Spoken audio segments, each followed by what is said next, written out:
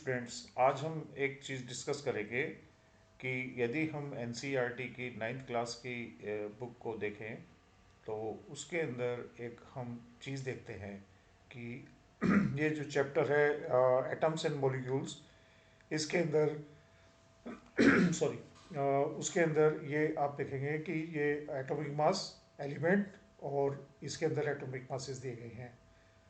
जो हाइड्रोजन है इसका एटॉमिक मास 1 है कंप्लीट, कार्बन 12, नाइट्रोजन फिर कंप्लीट फिगर है 14, ऑक्सीजन 16।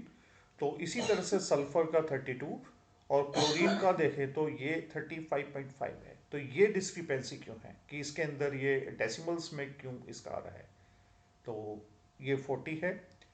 तो इसलिए यदि हम दूसरे चैप्टर को कंटिन्यू करेंगे जो ये चैप्टर है स्ट्रक्चर ऑफ एटम, उसके अंदर हमें मिल जाएगा।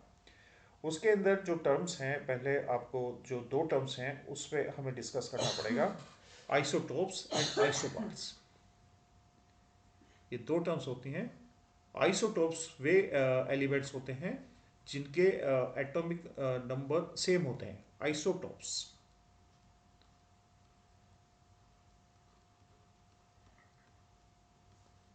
सेम एटॉमिक नंबर,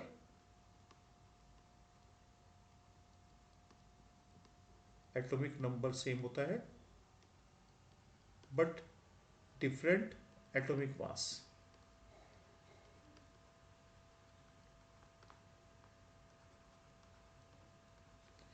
आइसोबार्स जो होते हैं वो same atomic mass, isobars same atomic mass,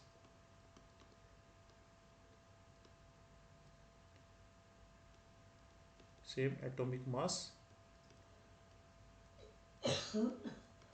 different number,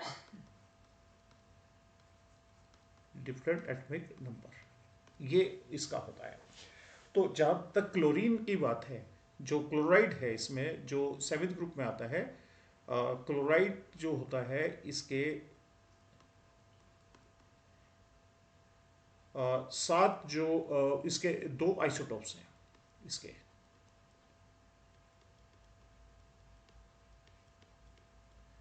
ये आइसोटोप्स हैं Cl1735 और Cl1737।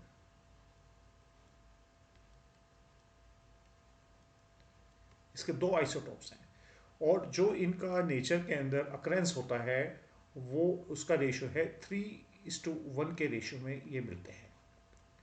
तो ओवरऑल देखें हम उसका, तो इसका जो एटॉमिक जो मास हो जाएगा इसका, वो हो जाएगा 35 मल्टीप्लाई बाई 3/4, क्योंकि ये रेशियो होता है, ये होता है 3/4 और ये होता है रेशियो इसके अंदर 1/4। इस तरह से 3/4 प्लस ये 17 की 37 है, ये इसमें दो होते हैं इसमें। तो इसके अंदर जो होगा वो 37 इंटू 1/4।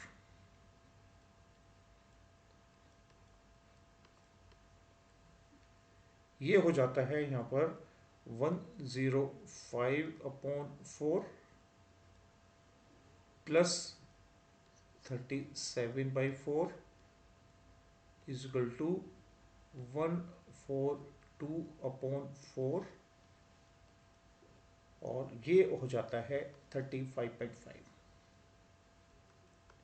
तो इसलिए जो हम यूज़ करते हैं, जैसे इसके अंदर जो वो दिया हुआ है, इसके अंदर जो क्लोरीन है, क्लोरीन का जो एटॉमिक मास है वो 30.5 है। ये कंप्लीट फिगर में नहीं है क्योंकि इसके जो आइसोटोप्स मिलते हैं वो उसका अक्रेंस के हिसाब से जो एटॉमिक मास है वो इतना होगा। तो इतने इसका एटॉमिक मास होता है क्लोराइड का, 35.5 एटॉमिक यूनिट जो इसका, ये मास जो दिया है इसका, ये एटॉमिक मास होता है। तो इसलिए एक ये क्वेश्चन पूछा जा सकता है कि जो इसका जो है वो फ्रैक्शन में क्यों है, कॉज बताइए उसका। तो ये हमें दो चैप्टर्स में ला करके सेम मिलता है और ये दूसरे जो कम्पिटिटिव एग्ज़ाम्स हैं यूपीएससी के और दूसरे एग्ज़ाम्स में भी इस तरह के क्वेश्चंस आ जाते हैं। तो होप कि ये आपको पसंद आएगा। Thank you.